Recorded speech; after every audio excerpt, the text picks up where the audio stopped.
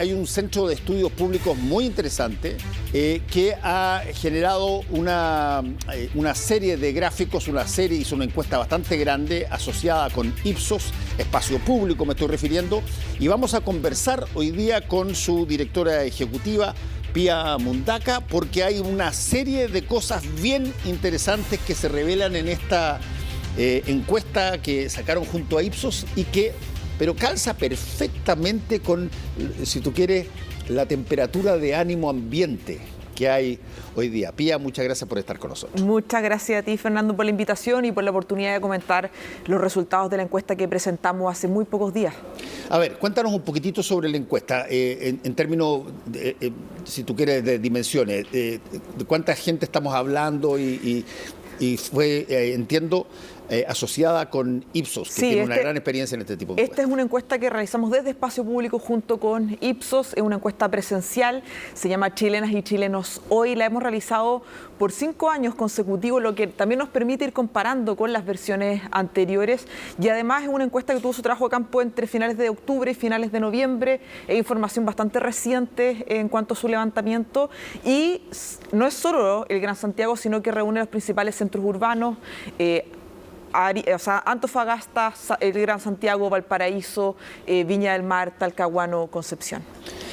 Pía, nosotros tenemos una serie de gráficos que vamos a ir mostrando y que creo que es interesante ir viendo algunos de ellos. Vamos a poner algunos de ellos aquí en la pantalla gigante para que tú los puedas ir viendo.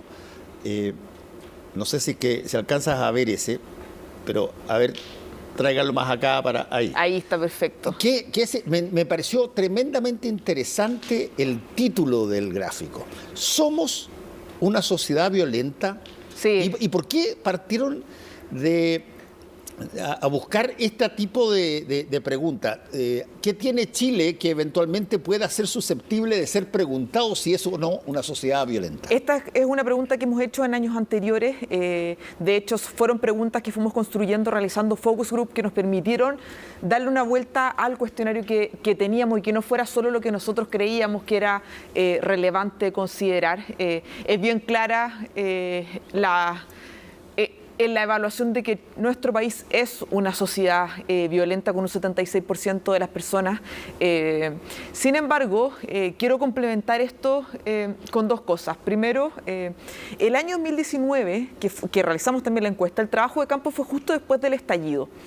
Y aquel año, las personas que pueden ingresar a nuestra página web, www.espaciopublico.cl, y van a poder ver todas las otras versiones, el nivel de apoyo o la baja condena hacia la violencia fue mucho mayor que la tendencia que habíamos tenido. La baja condena. Baja condena hacia la violencia. Hay varias otras preguntas que permiten complementar esto. En las versiones post-2020, 2021, la que estamos publicando ahora, la condena vuelve a tener un poco niveles normales, lo que muestra que lo que sucedió durante el contexto del estallido fue un paréntesis finalmente respecto a la violencia, pero además algo que me gustaría destacar sobre la pregunta si somos o no violentos es que nosotros también les preguntamos a las personas qué consideran que es violento. Sí. Y esto muestra que la violencia es desde la percepción de las personas. Estoy señalando un poco los resultados del instrumento. No es solo lo que uno clásicamente considera como violencia. Hay una lista que les presentamos y les planteamos los saqueos, pero también el precio de los medicamentos, los piropos en la calle, y ellos van diciendo, bueno, esto es violencia, esto es abuso. Y por lo mismo, cuando hablamos de violencia hay que considerar que estamos hablando de varias otras dimensiones también. Sí, es interesante eso, porque y tú tienes razón, hay personas que consideran, por ejemplo, que tú piropees a alguien en la calle sin que te hayan pedido nada y sin que se conozcan las personas, es una irrupción en tu qué sé yo, en tu entorno que nadie te ha autorizado para hacerlo y por lo tanto lo encuentran violento. Así es, y eso queda claro en la encuesta, que hablar de violencia es hablar de muchas dimensiones que afectan la vida de las personas. Insisto, los precios de los medicamentos, las bajas pensiones, pero también son los saqueos. Y todo aquello hace que, esta también es nuestra hipótesis cuando discutimos dentro del espacio público los resultados, que las personas tengan una evaluación de nuestra sociedad que es violenta.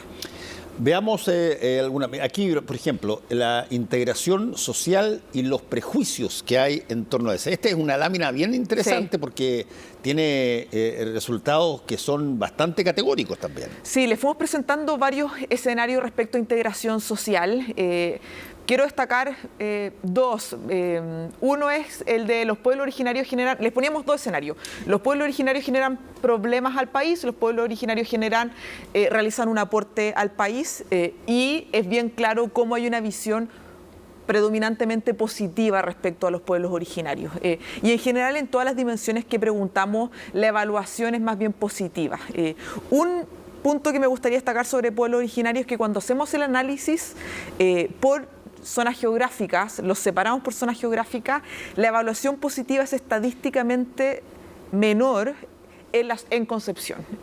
Sigue siendo positiva, no es que haya una visión negativa, predominantemente negativa, pero es menor que las otras zonas geográficas, lo que también abre preguntas sobre percepciones de zonas que han estado más vinculadas o físicamente más cercanas a el epicentro del conflicto entre el Estado de Chile y el pueblo mapuche. O sea, más te acercas al sur, a la macrozona, probablemente la situación cambia. Y acá nosotros nos estamos preguntando específicamente sobre el pueblo mapuche, pero era una hipótesis que teníamos al momento de analizar por qué Concepción era tenía una visión menos positiva que el resto del país. Y esto yo creo que hay que mirarlo con detención también, porque es un desafío para nuestro país y para su cohesión que estas visiones negativas empiecen a prevalecer y bajo qué elementos hay una percepción negativa. Y el segundo punto que me gustaría destacar, Fernando, es el que tiene relación con la migración, porque les preguntamos también, preguntar sobre eso. ¿La migración es dañina porque para el país aumentan los problemas sociales o la migración es positiva y genera distintos beneficios? Y esta es la única dimensión donde la visión negativa es bien relevante. Y cuando hacemos un doble clic en las zonas geográficas, Antofagasta es fundamentalmente el lugar, en comparación con el resto de las zonas geográficas donde preguntamos, donde la visión negativa es mayor. Y esto uno dice, bueno, hay varias hipótesis, pero me gustaría destacar algunos puntos. Primero, Antofagasta, de todas las zonas que participaron de nuestra encuesta, es la zona donde hay una mayor presencia de población migrante. Y con esta pregunta a mí no me gusta no me gustaría que las personas que nos están viendo digan, bueno, hay personas buenas y personas malas, hay personas que son más inclusivas y personas que son menos inclusivas, que yo creo que esa es la salida fácil. El desafío es cómo la política pública de nuestro país se hace cargo para propiciar la integración. La integración no pasa por generación espontánea, mucho menos la integración entre nacionales y extranjeros. Para mí fue muy evidente cuando aparecieron los videos hace algunos meses atrás de estos episodios de violencia donde chilenos incendiaron las pertenencias de personas venezolanas que estaban acampando, y recién ahí hubo algo de horror en la región metropolitana, que es el lugar donde se terminan tomando prácticamente todas las decisiones del país, cuando esto es un desafío de política pública que lleva viviendo la zona norte de Chile hace muchos años. Ahora, Pía, hay un punto en el tema de la migración, no sé si es que ustedes lo pudieron captar en la encuesta, pero hay un punto que es bien interesante, porque tiene una característica la migración, que las personas que ya se han asentado de inmigraciones anteriores se sienten no inmigrantes todavía, se sienten ya naturalizados acá, y muchas de esas personas están en contra de la migración. Y fue la misma realidad que ellos vivieron y que el país los recibió y pudieron crecer, en fin, un montón de cosas así.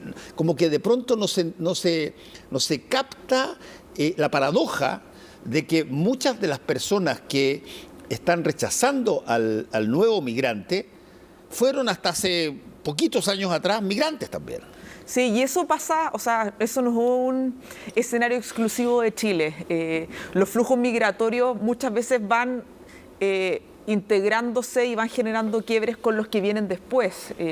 A mí lo que me encantaría que estos resultados puedan propiciar la conversación de cómo logramos que la población migrante vaya siendo parte de distintas dimensiones del país. Estoy pensando en dimensiones, estoy pensando en lo laboral, en lo socioeconómico, en lo cívico. Estoy pensando en el sentido de pertenencia territorial también. Yo no estoy negando que hayan desafíos.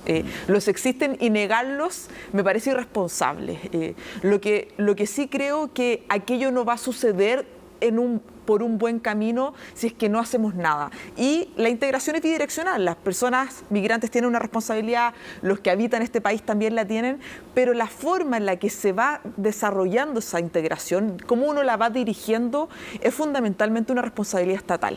La población y el Estado no están en el mismo lugar. Y ahí hay una discusión de política pública y que espero que sea relevante, que a mi parecer no hemos tenido. Bueno, pero lo que sí es interesante, creo yo, es que se han generado agrupaciones que funcionan, trabajan y se orientan en torno al tema de la migración. Tú tienes desde el Servicio Jesuita de Migrantes, tienes una dirección de migración que dirige Álvaro Belolio.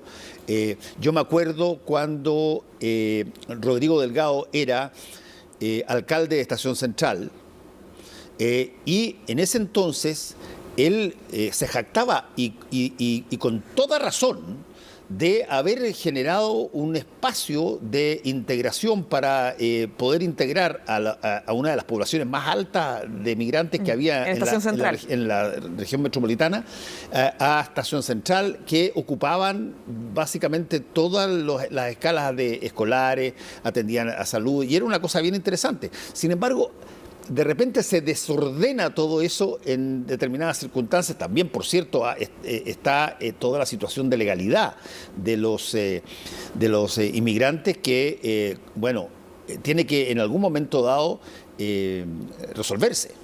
Sí, y yo creo que tu punto es bien relevante porque hay que destacar que hay múltiples actores de la sociedad civil organizada que han tenido un rol preponderante en recibir e intentar integrar a la población migrante. Eso yo creo que no hay que desconocerlo, es muy destacable, pero no pueden haber esfuerzos particulares. Estoy pensando, por ejemplo, en los esfuerzos que pueden hacer ciertos municipios, sino que necesitamos que las políticas de integración tengan una estructura más allá que el esfuerzo de un alcalde o una alcaldesa, que por supuesto que es importante, pero eso no tiene una relación, por ejemplo, hoy día con una estructura para pensarlo a nivel regional o un lineamiento desde el nivel nacional. Hay que ver hoy día, y en esto no quiero ser fatalista, porque Chile empieza a crear una nueva estructura que son el Servicio Nacional de Migraciones, y hay que ver cómo eso permite aglutinar y generar una estrategia de integración que, insisto, tiene múltiples dimensiones y además distintos niveles.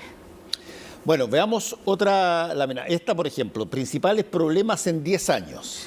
Esta es bien interesante a nuestro entender, porque primero nosotros les preguntamos a las personas sobre cuáles son los 3 problemas principales que le afectan en su vida. Esto no es una pregunta sobre lo que usted cree que tiene que hacer el gobierno, lo que usted cree que son los desafíos de Chile, sino que a usted, a título personal. Y en primer lugar, en los últimos 5 años, en los 5 años que hemos hecho la encuesta, seguridad ciudadana es el primero. Y los siguientes se mueven muy poco, es un sistema de salud deficitario, la corrupción. Y luego les decimos la misma pregunta, les realizamos la misma pregunta, pero a 10 años, en 10 años más. ¿Cuáles son los problemas que a usted más le van a afectar? Y cuando los hacemos proyectarse hace 10 años, la delincuencia y la inseguridad ciudadana no se mueve, sigue siendo el primer lugar, lo que habla también de que es un problema persistente. Hay una percepción de que continúa con eso. Y hay una percepción de que nada va a cambiar finalmente. Sí. El servicio de salud eficiente, la corrupción se mantiene, pero las bajas pensiones sube varios lugares. Lo que también puede ser fuertemente explicado porque, claro, en 10 años más yo me voy acercando cada vez más a mi edad de jubilación. Y también ese es el desafío de la reforma de pensiones, que es un tema súper persistente, y tú al principio del programa estabas hablando de la pensión garantizada universal, que va reforzando de la importancia de este tema. Que tiene una característica, a mi modo de ver, desde el punto de vista profesional, yo lo digo en términos comunicacionales, que me parece casi de esas cosas que debieran ser materia de evaluación de casi psiquiatra. Porque, mira tú, ¿cómo se llama? Pensión garantizada universal. Pero hoy día se está viendo si tú tienes capacidad para ser parte de algo que te lo dicen que es garantizada y que es universal. Pero no está entregada a todas las personas que se jubilan, sino que tú tienes que reunir ciertas condiciones. Entonces, o no está garantizada y evidentemente no es universal. Pero es una buena idea, yo encuentro que es una buena idea y se puede trabajar, pero las palabras tienen importancia. Totalmente. Tú le pusiste un buen título, pero resulta que el título no calza con lo que está pasando, donde te están viendo si es que tú eres capaz de recibirla o no eres capaz de recibirla de acuerdo si tienes determinados criterios. Entonces, no está garantizada y por cierto, no es universal. Depende de si cumple las condiciones o no. Las palabras importan, y también importa hacer frente a las políticas públicas, a los desafíos de política pública en los momentos en los que el tema está sobre la mesa. Y yo creo que con estas preguntas de nuestra encuesta queda bien claro que hay desafíos de política pública que son persistentes, que nadie puede decir que no lo hemos visto venir, que están sobre la mesa, que las personas constantemente señalan que les afecta su vida cotidianamente. Sin embargo, no hemos tenido grandes respuestas al respecto. Y con esto uno dice, bueno, aquí hay una invitación urgente a que nuestro sistema político, primero, procese las demandas en los momentos que corresponde, y segundo, logre llegar a acuerdos de desafíos que no son simples. Cuando hablamos de pensiones, no estoy diciendo que no es una respuesta evidente ni clara, sin duda. Pero hay un tema no resuelto y que va generando obviamente frustración en la medida que no se afronte. Y lo otro que quería comentar respecto a los desafíos a 10 años es que el cambio climático también aumenta considerablemente. Las personas lo van reconociendo como un problema en su vida a 10 años más, y este aumento está empujado por grupos etarios más jóvenes, lo que muestra también que es una demanda que hoy día se ha ido ampliando, pero que los más jóvenes de la sociedad son quienes lo han estado liderando. Bueno, ese es un tema, yo creo, Pía, bien interesante, que es el tema de cómo de pronto una variable que para todos los efectos prácticos hace 20 años era nada, hoy día tiene una presencia súper importante, que es la variable medioambiental, particularmente en el ámbito del cambio climático, particularmente en el ámbito de la carencia o disponibilidad de agua y una serie de otras cosas. Hoy día se conversa mucho más de eso de lo que se conversó jamás en los últimos 30 años al respecto. Y que al final terminan siendo... son dimensiones transversales para la discusión de distintas políticas públicas. Estoy pensando, por ejemplo, tener una discusión de política pública sin considerar la dimensión transversal de género, hoy día me parece que es profundamente deficitario. Y en la misma línea, medio ambiente, y cómo es un criterio no ajeno, no anecdótico, no externo, sino que transversal de las discusiones que estamos teniendo. Ahora, tú vas a ver una cosa bien interesante que se va a visualizar en poquitos días más. Yo no tengo idea cuál va a ser el primer gabinete del presidente electo, pero tú vas a tener ahí una cosa que yo he llamado así en términos satíricos, porque la verdad es que es un poco irónico, una cosa medio arjoniana, digamos, en el sentido de que va a tener que haber una mezcla de experiencia y juventud. Y esa integración que eventualmente se dé entre grupos que hasta hace 6, 7 años atrás, 10 años atrás, estaban tremendamente, yo te diría, distanciados. El Frente Amplio entra muy fuerte criticando a la generación anterior en términos políticos, pero también en términos de su capacidad para poder llevar los problemas, y ahora tiene que transmitirle al país un gabinete, te pongo un ejemplo, donde tú puedas ver no solamente gobernabilidad, pero también pueda haber integración. Y creo que es bien interesante, porque esa variable no estoy tan seguro que nosotros la tenemos muy clara en Chile, entre otras cosas porque seguimos convencidos de que Chile es un país joven, cuando en realidad es eminentemente, ha envejecido brutalmente, y por lo tanto esa mezcla no está todavía muy armónica, creo yo. Sí, pero yo creo que finalmente el objetivo superior de todo esto es construir un país más justo, más democrático, darle gobernabilidad, y cuando el objetivo superior, creo yo, está claro, las demás piezas espero que se vayan ordenando en virtud de eso. Y nuestro país tuvo un estallido social por múltiples razones, profundamente estudiadas y discutidas en la prensa, seguida de una pandemia que congeló un poco aquello, pero profundizó muchas vulnerabilidades y las dejó en evidencia, producto de la crisis económica y social que generó la pandemia. Y hoy día no podemos seguir no enfrentando aquello. Con esto no quiero decir, insisto, que los desafíos que yo aquí estoy planteando con los datos de la encuesta sean simples, que en 24 horas los vamos a resolver. Requieren mucha conversación, requieren acuerdos, requieren consistencia técnica, apoyo político, pero tiene que haber una premura porque hay un acuerdo que esté en sintonía con las urgencias que viven las personas cotidianamente. Veamos, aquí llegamos a uno de estos temas donde hay... yo lo he dicho varias veces en este programa y me estoy repitiendo, pero si es que hay una variable que probablemente está hoy día en el vocabulario de todos los chilenos, es el tema sanitario y el tema de salud. No solamente por la pandemia, pero por un montón de otras cosas. Tú acabas de ver que, mira quiénes son las dos personas que van a comandar la convención constituyente en el futuro, son dos médicos. Y el tema médico, el tema sanitario, el tema ha pasado a ser de una importancia extraordinaria, y por eso es que me interesó esto de mejorar los accesos a la salud. Sí, mira, como contexto lo mencioné anteriormente, pero la pregunta de qué es los problemas que a usted más le afectan en la vida, a usted personalmente, salud, un sistema deficitario de salud está en un segundo lugar. Ese es el nivel de importancia que tiene, y uno quisiera creer que eso también tenga un correlato en las discusiones y prioridades que vamos a poder ver a contar de marzo con este nuevo ciclo político, tanto del Ejecutivo como en el Parlamento también. Y les preguntamos también cómo mejorar el acceso de salud, y cómo les presentamos distintas afirmaciones. Y es bien claro, por ejemplo, estaría dispuesto a esperar más a que me atienda un médico si sé que le darán prioridad a personas que tienen enfermedades de mayor gravedad. Un 83% de las personas están de acuerdo. Finalmente decir, puedo esperar, pero quiero saber cuáles son los criterios y que hay personas con mayor urgencia que van a poder acceder. Y el otro que me parece bien relevante es que estaría dispuesto a pagar más impuestos para mejorar el sistema político de salud si supiera que el dinero va directamente a eso. Un 71% está de acuerdo, muy de acuerdo. Y que ahí la variable, creo yo, en la pregunta, variable importante es si es que hay garantía que los accesos, que los dineros de los mayores impuestos llegan donde tienen que llegar. Porque una de las cosas de las típicas quejas en materia impositiva es que montones de cosas que se obtienen a través de impuestos no llegan a los lugares donde efectivamente se necesitan.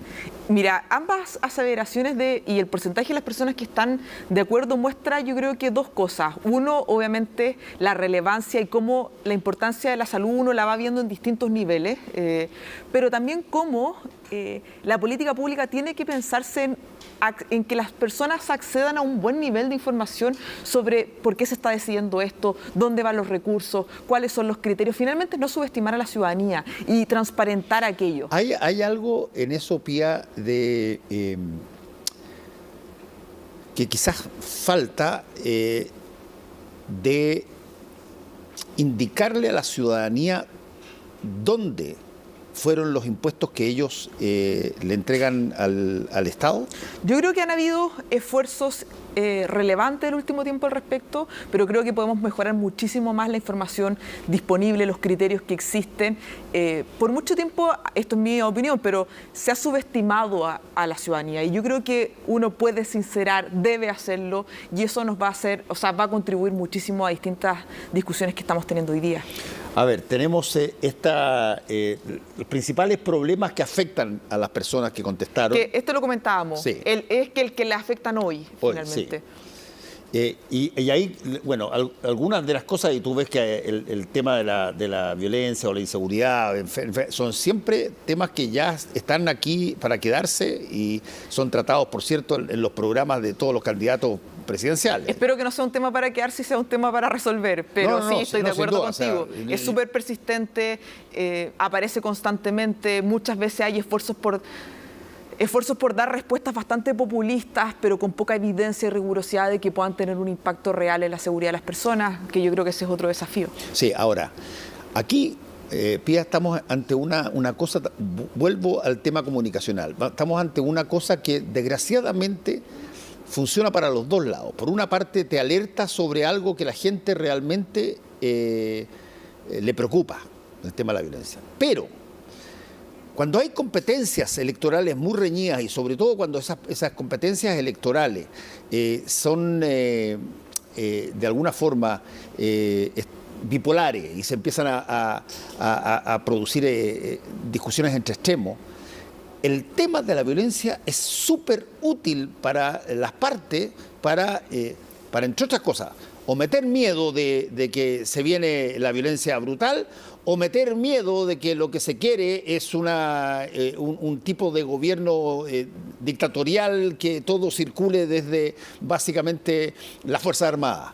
Y por lo tanto, la violencia deja de ser un tema a tratar y pasa a ser una especie de herramienta para tratar de convencer a gente a través del miedo. La estrategia del miedo ha sido una estrategia electoral en múltiples elecciones en nuestro país. No es monopolio de la última elección solamente. No, pero de todas maneras, ha sido súper persistente y yo creo que en algunos casos fue más efectiva. Sin embargo, la elección ya se terminó y hoy día sabemos quiénes van a gobernar y sabemos también quiénes van a estar en el Congreso, porque renovamos la Cámara de Diputados, renovamos la mitad del Senado. Yo no esperaría que las trincheras que propician la diferenciación electoral hayan finalizado con aquello y haya hoy día, a contar de marzo, mucha más conciencia de que tenemos desafíos que atender y aquello no requiere tratar a las personas con criterios de atemorizarlos ni buscar ganar algo, sino que poder mejorar la calidad de vida de las personas que habitan nuestro país. Pía, no quiero terminar la entrevista antes de mencionar lo que viene en términos de estos seminarios, este conversatorio que va a tener espacio público dentro de algunos días, donde CNN es media partner de ustedes, pero ¿por qué no nos cuentas un poquitito la importancia que tiene ese tipo de seminario que ustedes van a hacer y si es que tienen acceso a las personas que quieran participar? Te agradezco mucho la pregunta. En espacio público siempre están pasando cosas muy interesantes, así que las personas pueden ingresar a nuestras redes e ir viendo, pero quiero acotar esta invitación al 11 de enero, de la próxima semana, el próximo martes, vamos a tener un seminario internacional para discutir sobre todo lo que hemos aprendido en esta pandemia. Espacio Público ha estado muy involucrado en mostrar la evidencia, los datos, la discusión de política pública, lo que se ha hecho en otros países. El próximo martes vamos a tener distintos paneles sobre la gestión de datos, sobre la gobernanza de pandemia, sobre cómo enfrentar la pandemia considerando las dimensiones económicas, la educación, por ejemplo. Va a estar muy interesante, vamos a tener grandes panelistas internacionales. Está el ex vicepresidente de Taiwán, Beth Novak, de Estados Unidos, que lideró la estrategia de gobierno abierto en la Casa Blanca durante el gobierno de Barack Obama. Van a haber también grandes panelistas nacionales para ir acotando estas visiones internacionales a los desafíos de Chile.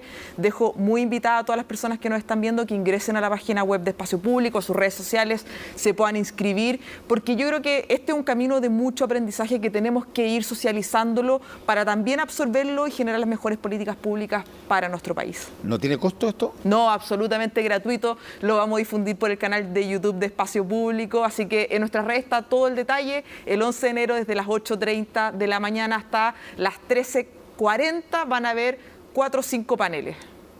Y con estas figuras que tú dijiste... Figuras internacionales para cada una de las dimensiones de discusión, lo que te señalaba, gobernanza de salud, gestión de datos, economía y pandemia, y luego van a haber paneles con invitados nacionales. Pía, te quiero agradecer profundamente y no quiero terminar la entrevista sin que vuelvas a repetir el sitio web para para que las personas la puedan bajar, la puedan ver, la puedan examinar, todo. dar den vuelta, hagan todo lo que quieran. www.espaciopublico.cl, está la encuesta, están las anteriores, está el evento que te estoy comentando y está todo el trabajo que realizamos constantemente. Muchas gracias, Pía. Gracias.